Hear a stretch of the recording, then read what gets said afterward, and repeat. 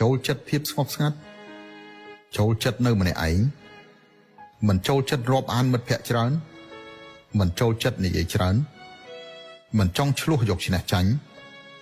មិនចង់លើកសរសើរមិនចង់យកចិត្តអ្នកណាម្នាក់គ្មានអារម្មណ៍ចូលរួមកម្មវិធីជប់លៀងថែមទាំងសូម្បីតែការចាយចង់ក៏ខ្ជិលដែរនោះអ្នកពិតជាយល់ច្បាស់ពីចិត្តមនុស្សព្រោះអ្នកបានឆ្លងកាត់ព្យុះភ្លៀង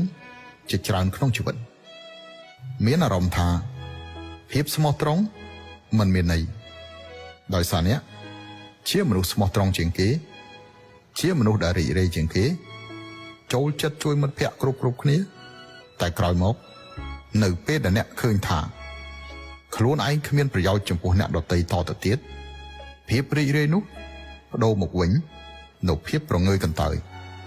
ភាពស្មោះត្រង់បដូរមកវិញនៅគម្រោងការអាក្រក់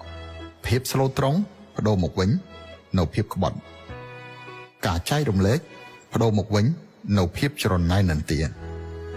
ភាពសោកសៅបដូរមកវិញនៅភាពចំអកឡកឡើយថែមទាំងនៅពេលដែលអ្នកបានល្អប្រសើរមានមនុស្សខ្លះមានអារម្មណ៍ថាមិនស្រួលក្នុងខ្លួន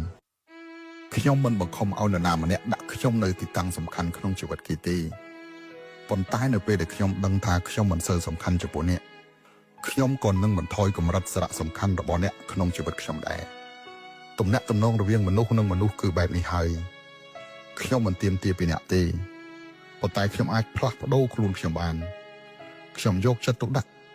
តែចំពោះអ្នកដែលយកចិត្តទុកដាក់ចំពោះខ្ញុំអ្នកល្អនឹងខ្ញុំក៏ល្អនឹងអ្នកវិញវាសាមញ្ញបែបនេះឯង